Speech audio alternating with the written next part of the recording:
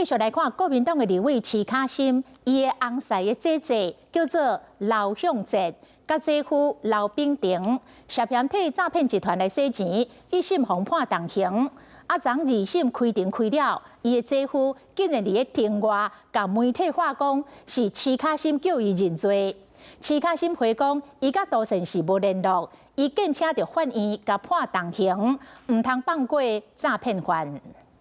徐小新要你认罪是不是？二审的开庭结束，杜炳廷面对媒体向话讲是徐卡心叫我认罪。我跟杜先生没有任何的联络，我认为所有的诈骗犯都不应该被重放。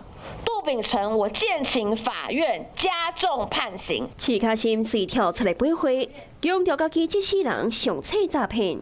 杜炳廷牵涉到协助诈骗集团洗钱，大牛哥刘向哲已经承认部分的犯行。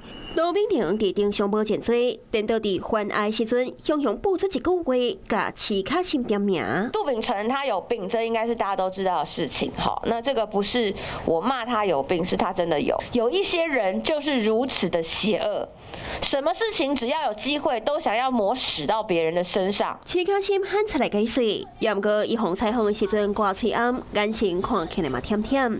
以前一天才伫关税的秘密会议进前，甲民进党的立委冤甲扫声。